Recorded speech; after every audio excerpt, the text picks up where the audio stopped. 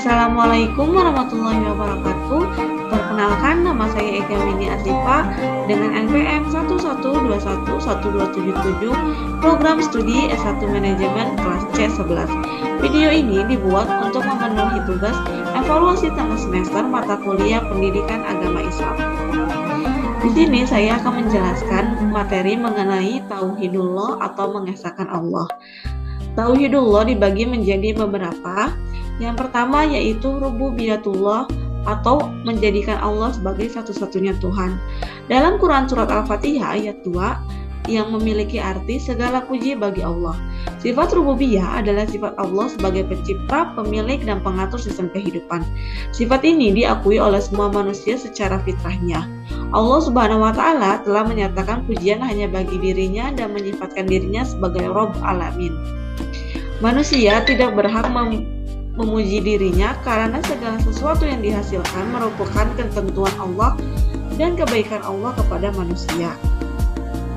Yang pertama yaitu Khaliqon atau menjadikan Allah sebagai satu-satunya pencipta. Allah sebagai pencipta atau Al-Khaliq segala sesuatu adalah salah satu dari sifat Rabb. Yang kedua, sikap terhadap pengakuan Allah sebagai Rabb pencipta akan menjadikan kita berpikir jernih dan bersih. Yang kedua, Raziqan atau menjadikan Allah sebagai satu-satunya pemberi rezeki. Pemberi rezeki juga merupakan sifat rububiyah Allah. Tidak ada lagi yang dapat memberikan rezeki kecuali Allah. Allah telah mengatur semua rezeki hambanya. Sedikit atau banyaknya rezeki adalah ketentuan dari Allah. Malikan atau menjadikan Allah sebagai satu-satunya pemilik. Allah Subhanahu wa Ta'ala pencipta semua makhluk. Harta dan diri kita, Dia jugalah yang memilikinya. Sikap manusia adalah menikmati dan menggunakan serta membangun dan memelihara apa yang ada di bumi serta di langit, termasuk harta benda yang ada pada diri kita. Contohnya pakaian, kendaraan, bahkan anak pun adalah milik Allah. Yang kedua ada tauhid mulkiyah, yaitu mentauhidkan Allah dalam mulkiyahnya bermakna kita mengesahkan Allah terhadap kepemilikan, pemerintahan, dan penguasanya terhadap alam ini. Dialah pemimpin, pembuat hukum, dan pemerintah kepada alam ini. Tauhid mulkiyah menuntut adanya kewalaan secara totalitas kepada Allah, Rasul, dan Amirul Mukmin. Yang pertama ada pemimpin atau wali. Wali adalah sebagian dari sifat-sifat mulkiyatullah. Ia membawa arti sifat penguasaan yaitu sebagai pelindung, penolong, dan pemelihara. Yang kedua ada pembuat hukum. Hakiman atau pembuat hukum juga adalah sebagian dari sifat mulkiyatullah. Ia mesti diikhtiraf oleh manusia dan tunduk hanya kepada hukum-hukum yang telah diturunkan olehnya saja karena hak mencipta hukum itu hanya terhadap kepada Allah semata-mata. Yang ketiga ada pemerintah. Pemerintah satu lagi termasuk ke dalam sifat mulkiyatullah yang perlu diketahui oleh setiap muslim. Allah memiliki arasy dan memerintah seluruh makhluk ciptaannya ini dengan ketentuan dan keadanya. Dia yang menciptakan dan Dia yang mengarahkan menurut apa yang dikehendakinya. Yang ketiga ada ilah yang abadi.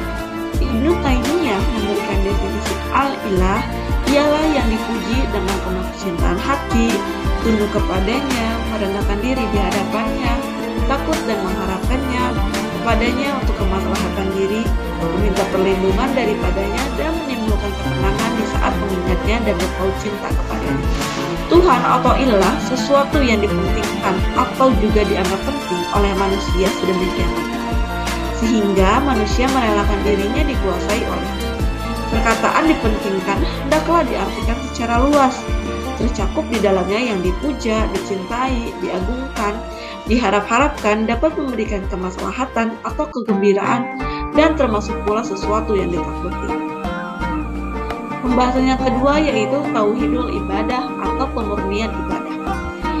Yang pertama ada tauhidul ikhlas. Al-ikhlas sendiri yang menjadi nama bagi surat yang mulia ini berarti keikhlasan hati dalam memurnikan tauhid kepada Allah Subhanahu wa Ta'ala. Sementara tema tauhid merupakan sepertiga kandungan Al-Quran, di mana kandungan Al-Quran itu secara umum mencakup 3 perkara yaitu tauhid atau akidah, syariah atau hukum-hukum, dan akhlak.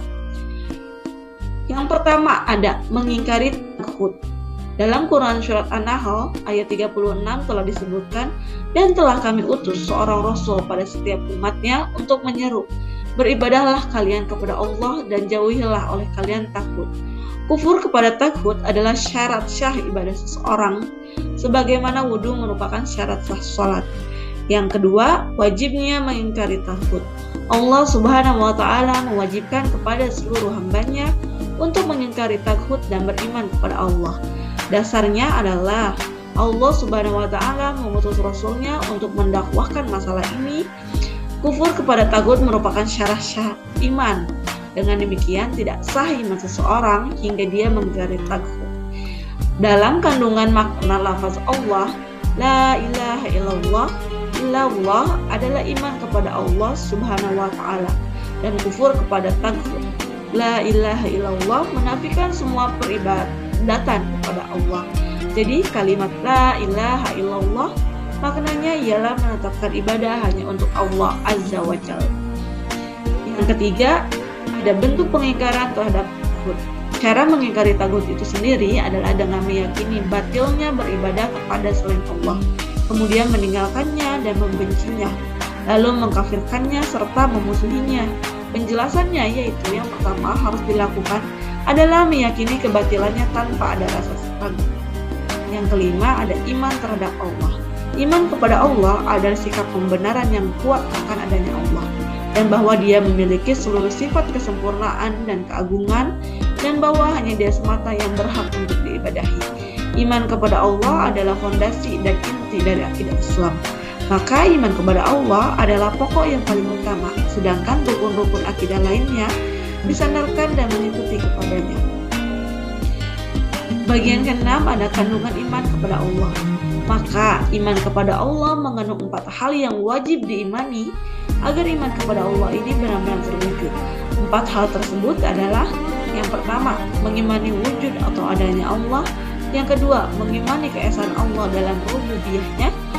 Yang ketiga, mengimani keesaan Allah dalam uluhiyahnya.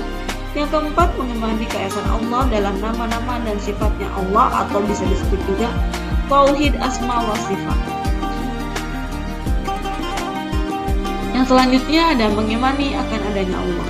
Keimanan akan adanya Allah sesungguhnya telah Allah tanamkan pada hati dan fitrah setiap manusia. Orang yang mengingkarinya bisa dipastikan mengingkari karena kesombongannya. Dengan demikian, tidak ada pilihan melainkan akal pasti mengakui dan menetapkan keberadaan Sang Pencipta. Yang terakhir, ada buah iman akan adanya Allah. Iman kepada Allah akan menumbuhkan buah keimanan yang cukup banyak sebagaimana diterangkan dalam Al-Quran maupun Sunnah. Di antara buah keimanan itu adalah membuahkan bahagia dunia dan akhirat, senantiasa ditolong dan dilindungi oleh Allah, masuk ke dalam surga dan melihat kepada Allah, mendapatkan keteguhan dan kekuasaan di muka bumi, memperoleh keamanan dan petunjuk yang sempurna, mengabdi kepada Allah, dan mengesahkan Allah dalam ibadah. Yang ketiga ada akhtar asyirik atau bahaya syirik. Definisi tagut. Cara bahasa, kata tagut diambil dari kata togo, artinya melampaui batas. Adapun secara syariat, definisi tagut yang terbaik adalah yang disebutkan oleh Ibnul Qayyim, yaitu tagut adalah setiap sesuatu yang melampaui batasannya, baik yang disembah selain Allah atau diikuti atau ditaati, yang jika dia ridho diperlakukan sedemikian rupa. Definisi lain dari tagut adalah segala sesuatu yang diibadahi selain Allah. Tokoh-tokoh atau macam-macam tagut dibagi menjadi beberapa. Yang pertama adalah iblis. Dia adalah syaitan yang terkutuk dan dilaknat oleh Allah. Yang kedua, orang yang disembah dalam keadaan ridho. Adapun orang yang tidak ridho disembah bukanlah termasuk dari tagut. Yang ketiga, orang yang menyuruh orang lain untuk menyembah dirinya. Dia termasuk tagut, baik ada orang lain yang mengikuti dakwanya ataupun tidak. Orang yang mengaku mengetahui sesuatu tentang ilmu gaib. Ilmu gaib atau yang mutlak adalah kekhususan Allah Subhanahu wa Ta'ala. Yang kelima, orang yang berhukum dengan selain hukum Allah. Allah Subhanahu wa Ta'ala menyebut orang yang diikuti oleh pengikut mereka dalam hal yang menyelisihi apa yang Allah turunkan sebagai Rabb bagi pengikut mereka. Selanjutnya ada bahaya syirik. Yang pertama yaitu kezaliman yang besar. Syirik adalah kezaliman yang paling besar. Zalim itu tidak memberikan hak kepada yang berhak Demikian pula seorang manusia yang tidak bertauhid kepada Allah, ia berbuat zalim dan kezalimannya itu merupakan kezaliman yang paling besar. Yang kedua, tidak mendapat ampunan. Syirik adalah dosa yang tidak diampuni Allah Subhanahu wa Ta'ala. Seseorang yang meninggal dengan membawa sesuatu dosa, insya Allah masih ada peluang diampuni oleh Allah. Namun orang yang meninggal dalam kondisi syirik, ia tidak akan mendapatkan Allah Subhanahu wa Ta'ala. Yang selanjutnya, menjadikan bahaya syirik yaitu dosa terbesar. Banyak dosa-dosa besar yang dijelaskan oleh para ulama bersumber dari Al-Quran dan hadis Nabi. Bahkan Imam Az-Zahabi menulis kitab Al-Kabair yang isinya 70 dosa besar. Di antara semua dosa besar itu, syirik adalah dosa terbesar. Dosa paling besar lebih besar daripada dosa zina, lebih besar dari dosa membunuh, lebih besar dari segala dosa besar. Yang selanjutnya ada kesesatan yang jauh. Setiap orang yang melakukan dosa besar, sesungguhnya ia tersesat. Setiap orang yang berpaling dari kebenaran, sesungguhnya ia sedang tersesat. Namun yang paling jauh sesatnya adalah orang yang syirik. Secara keseluruhan, tauhid dapat diartikan dengan meyakini Allah Subhanahu wa Ta'ala adalah satu-satunya zat yang harus disembah dengan mengikuti seluruh perintahnya dan menjauhi segala larangannya, yang mana keyakinan yang diyakini dengan sepenuh hati dengan rasa keimanan dan keislaman.